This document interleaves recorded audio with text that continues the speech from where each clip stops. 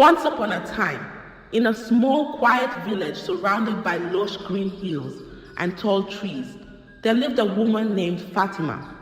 She was known for her beauty and kindness, and she was especially popular as the village's milk seller.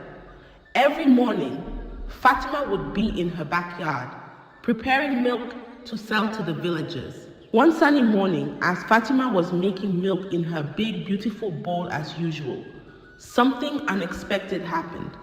Tanko and some villagers quietly entered her home and walked straight to the backyard without making any noise. They wanted to see how Fatima prepared her famous milk. Just as they stepped into her backyard, they were shocked at what they caught sight of.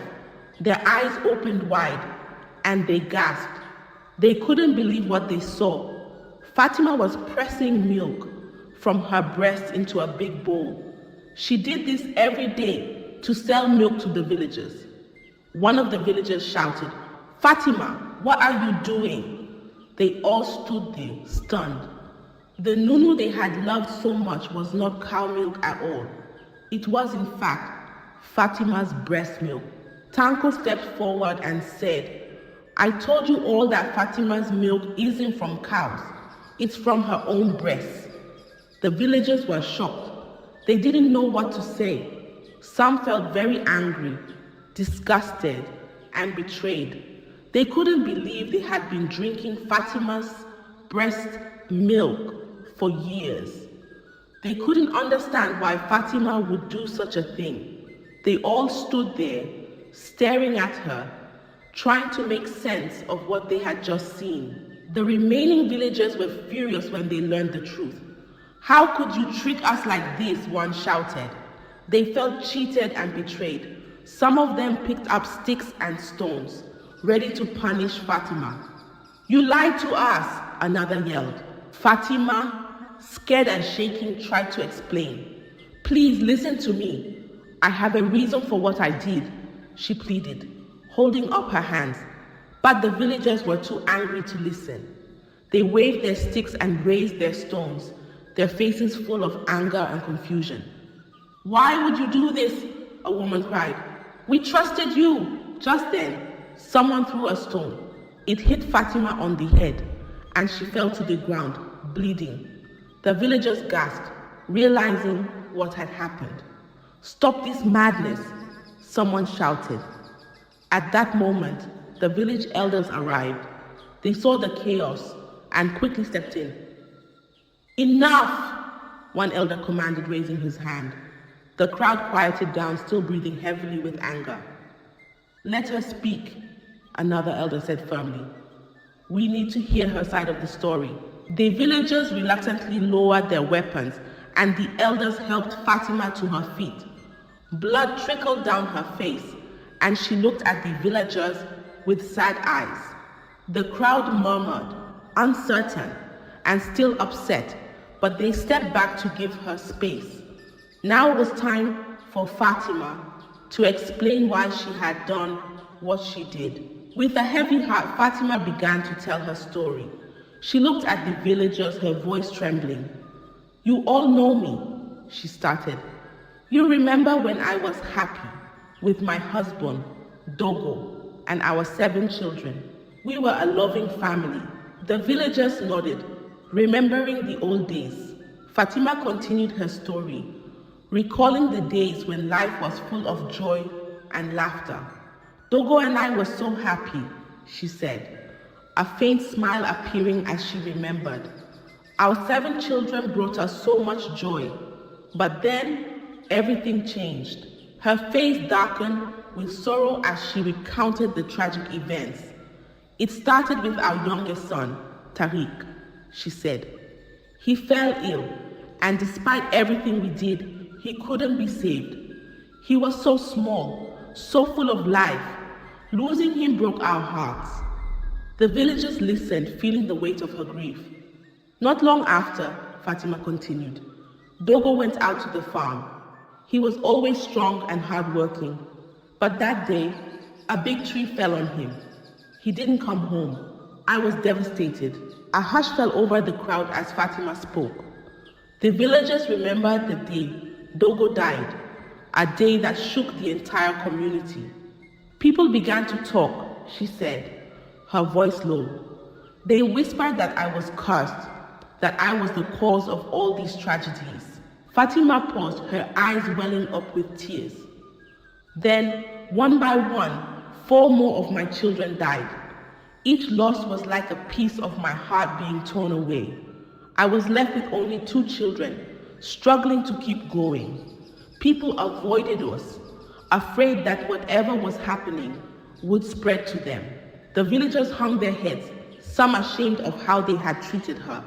With no support and no way to earn a living, I was desperate, Fatima said. I felt so alone, abandoned by everyone I knew. The pain in Fatima's voice was clear. Her life had been full of love and happiness, but it had all been stripped away, leaving her isolated and desperate. The villagers began to see the full extent of her suffering, and their anger started to fade, replaced by a somber understanding. Fatima's voice trembled as she continued her tale. After losing so much, I tried to find a way to survive. I thought maybe if I cooked food and sold it in the market, I could make a living. But no one wanted to buy from me. The villagers listened, recalling how they had avoided her stall in the market. People whispered behind my back, Fatima said. They called me a witch. They said that if anyone ate my food, they would be cursed or have bad luck. It hurt so much to hear those words, to see people walk by and avoid me like I was a plague. Desperation set in as Fatima struggled to provide for her remaining children. I tried doing small chores for the few people who still spoke to me, she continued. I cleaned houses, washed clothes, and even cleared weeds, but they wouldn't let me near their kitchens or children. They were scared of me, scared of what they thought I might do. Despite her efforts, Fatima's situation only grew worse. The little money she earned was not enough to feed her family. We were hungry all the time, she said, tears welling up in her eyes.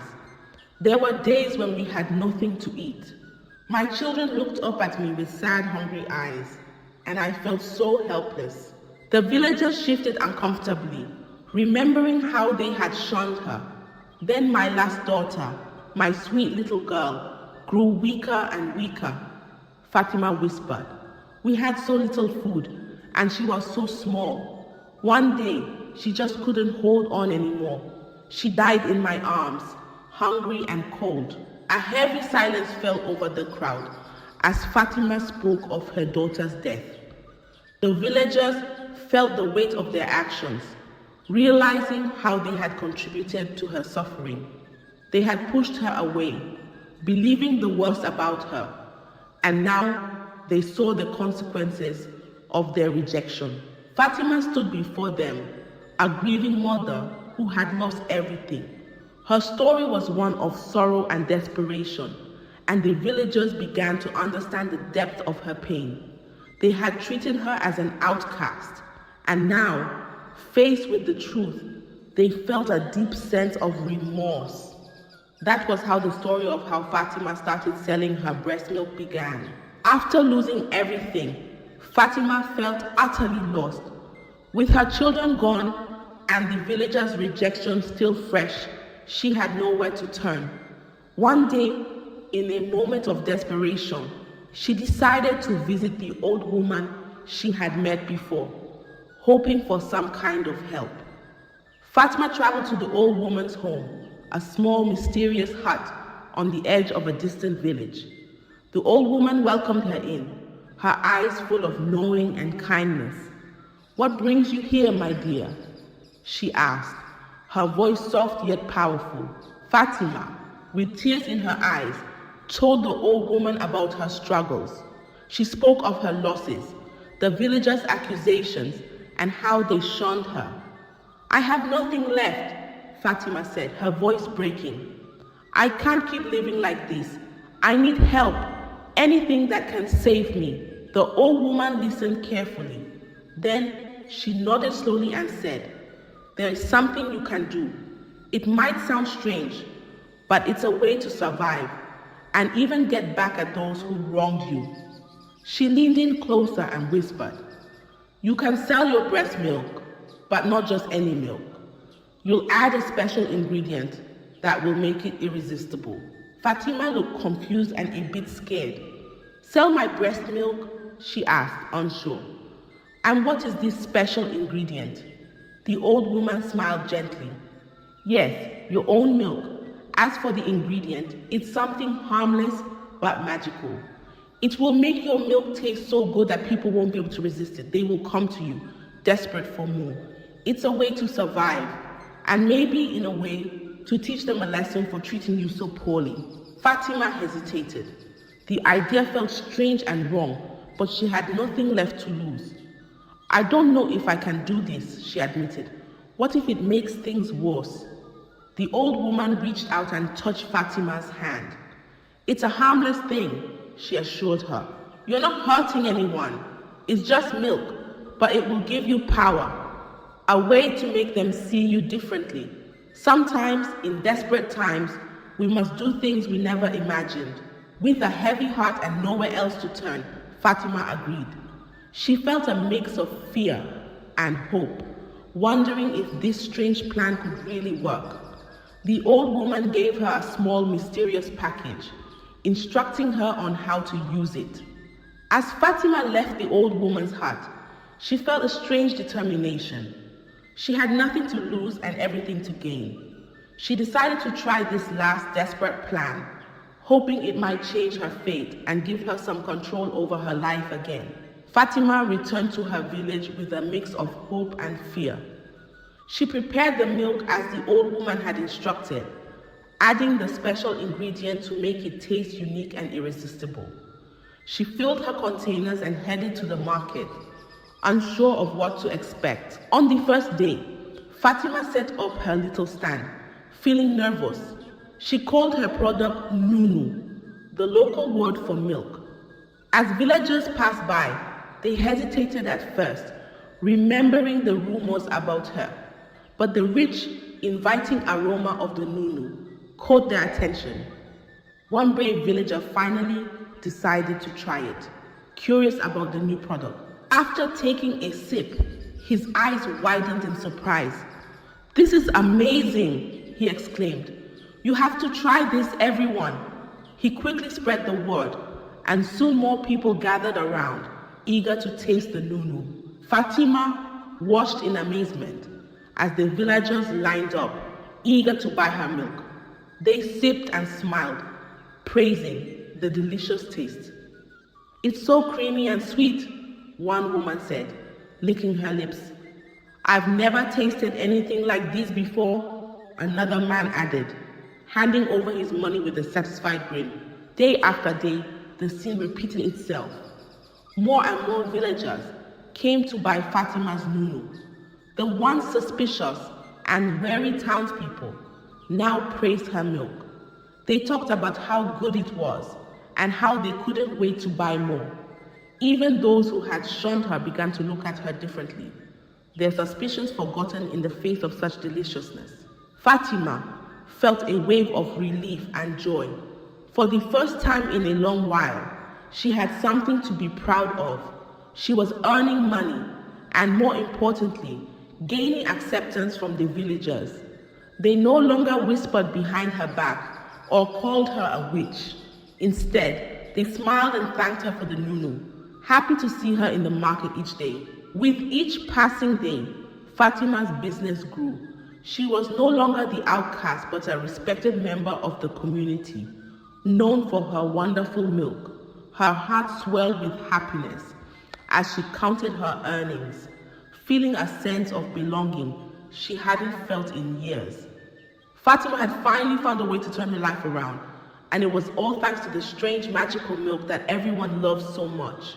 As Fatima's milk business flourished, she found herself busier than ever.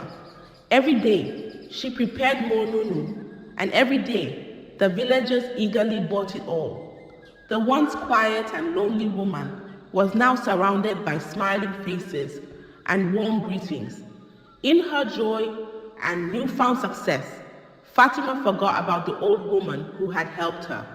She didn't return to thank her as she had promised, caught up in the whirlwind of her booming business. Little did she know that this would lead to the start of a big problem for her, because not everyone in the village was blinded by the delicious taste of her milk. Tanko, a man who lived near Fatima, grew suspicious. He had never seen her go to the herders to buy cow milk, yet she always had plenty to sell. Something didn't add up, and Tanko couldn't shake the feeling that there was a secret behind her success.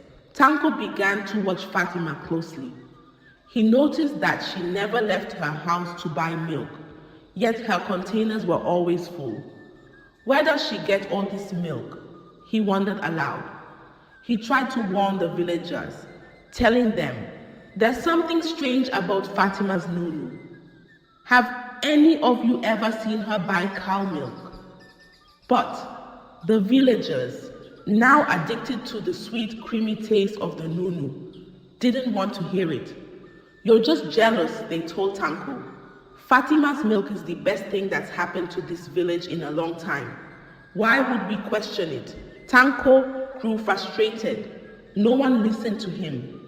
They were too enchanted by the taste of Fatima's milk to consider that there might be something unusual about it. "I'm telling you, there's something she's not telling us," Tanko insisted. But the villagers laughed him off, dismissing his concerns as baseless jealousy. Fatima, meanwhile, continued with her daily routine, unaware of Tanko's suspicions. She was grateful for the change in her life and the acceptance she was receiving from the villagers. Her heart felt lighter, and for the first time in a long time, she felt truly happy. She didn't realize that her oversight in not thanking the old woman and the growing unease of Tanko would soon lead to trouble. As Tanko's doubt simmered beneath the surface, the villagers remained blissfully unaware, enjoying their daily dose of Nunu. The unseen problem was growing, and it was only a matter of time before the truth would come to light. Tanko's suspicions had reached a boiling point. Determined to uncover the truth, he decided to take matters into his own hands. One early morning, before the village was awake, Tanko sneaked into Fatima's backyard. He moved quietly, careful not to make a sound. As he peered through a gap in the fence, Tanko saw something that shocked him. There was Fatima, sitting in her backyard, pressing milk from her breast into a bowl. She was focused on her task, unaware of Tanko's prying eyes. Tanko watched in stunned silence, finally understanding the source of the mysterious Nunu. Unable to believe what he had seen, Tanko quickly left Fatima's house and ran to the village square. He found a group of villagers gathered there, preparing for the day's work. Panting and out of breath, Tanko shouted, "I saw it! I saw Fatima! She's been selling her breast milk, not cow milk." The villagers looked at him with disbelief. "What are you talking about, Tanko?" one of them asked. "That's ridiculous." Tanko shook his head, frustrated. "I'm telling you, I saw it with my own eyes. She was pressing milk from her breast in her backyard. That's the Nunu she's been selling us." But the villagers laughed, not taking him seriously. "You're making this up," another said. "You just want to ruin Fatima's business because you're jealous." Tanko clenched his fist, growing more agitated. "No, I'm telling the truth. Come with me, and I'll show you. You can see for yourselves." Still skeptical, but curious, a few villagers agreed to follow Tanko. They made their way to Fatima's house, with Tanko leading the way. As they approached, Tanko motioned for them to be quiet. They crept around the side of the house and peeked into the backyard. There, just as Tanko had said, was Fatima, pressing milk from her breasts. The villagers gasped in shock. They couldn't believe their eyes. The Nunu they had loved so much was not cow milk at all. It was Fatima's breast milk. The truth was out, and the villagers were stunned. Back in the present, Tanko turned to the villagers, his expression a mix of vindication and concern. "Now do you believe me?" he whispered. The villagers nodded, still processing the revelation. They were angry, confused, and felt betrayed by Fatima's deception. With the truth unveiled, the villagers knew they had to confront Fatima. The scene was set for a confrontation, and the once peaceful village square was about to become a place of turmoil and outrage.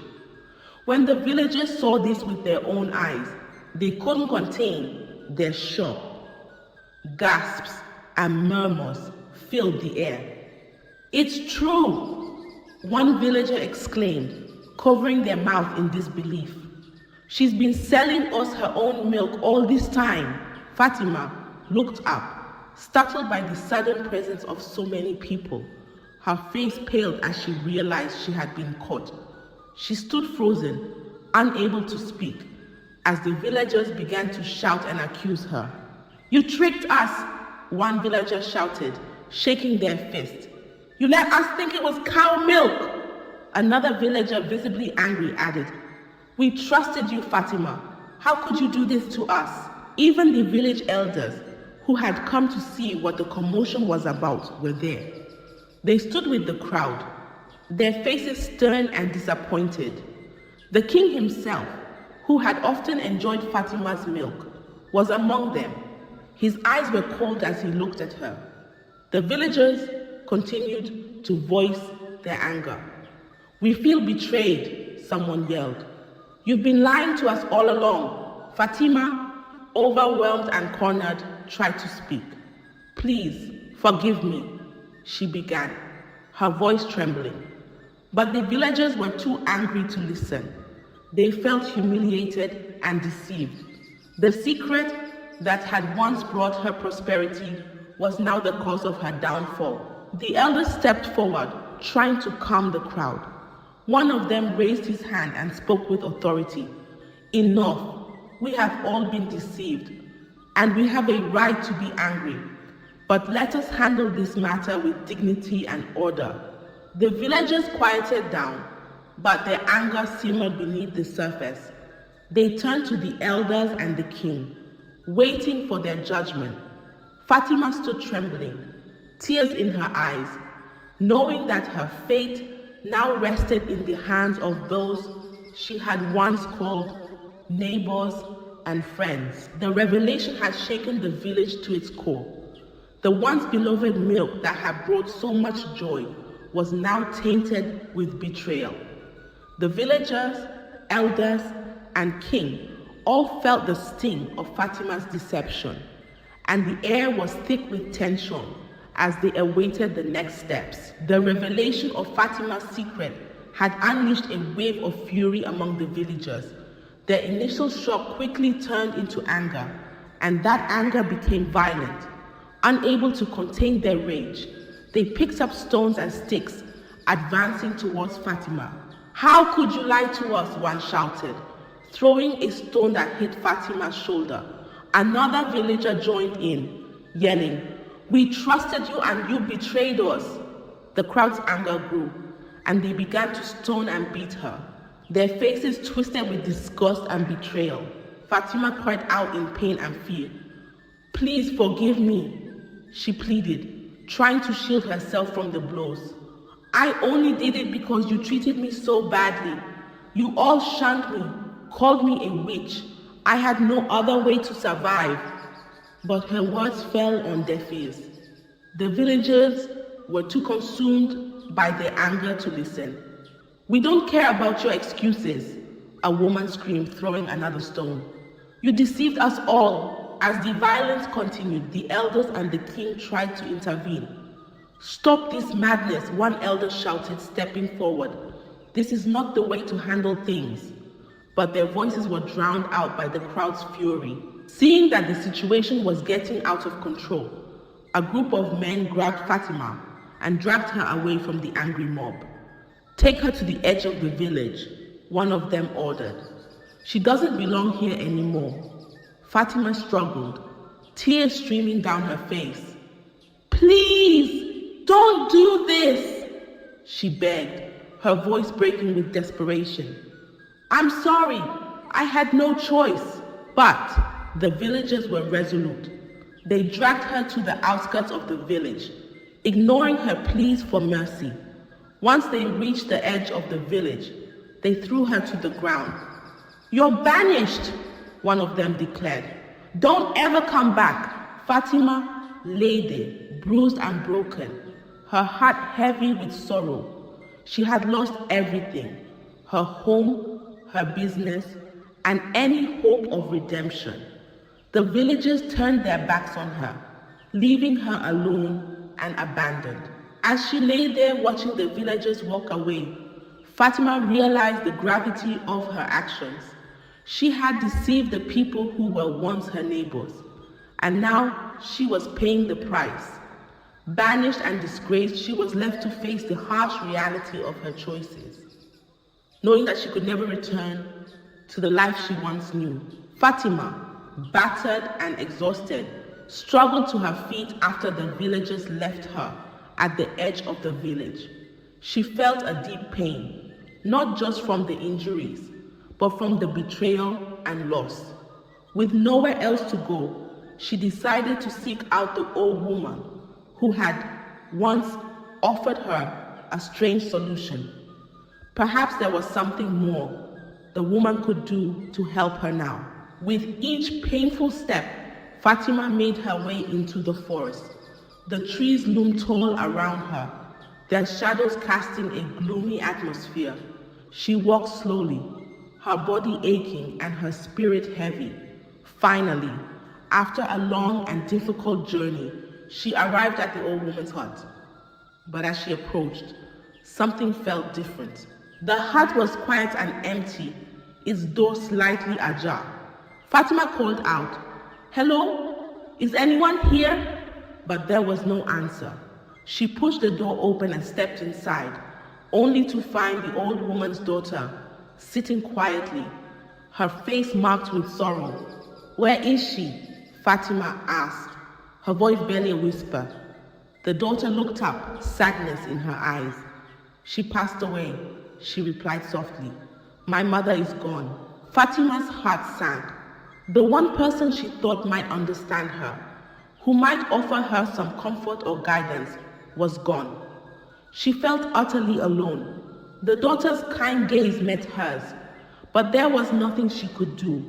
The old woman's wisdom and strange magic were lost forever. Without the old woman's guidance, Fatima felt truly lost. She had no home, no family, and no future.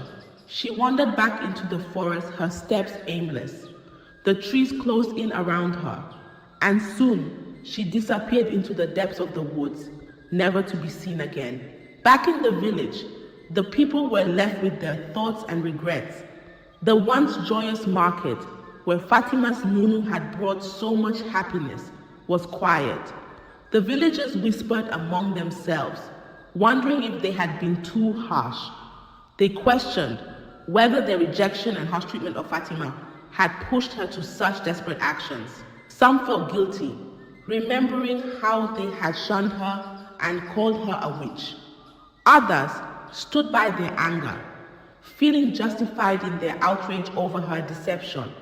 But as time passed, many began to wonder, was Fatima truly to blame? Or had they, in their cruelty and suspicion, driven her to make such a desperate choice too? They also pondered what the old woman might have said if she was still alive. Would she have defended Fatima, explaining her actions as those of a desperate woman seeking survival?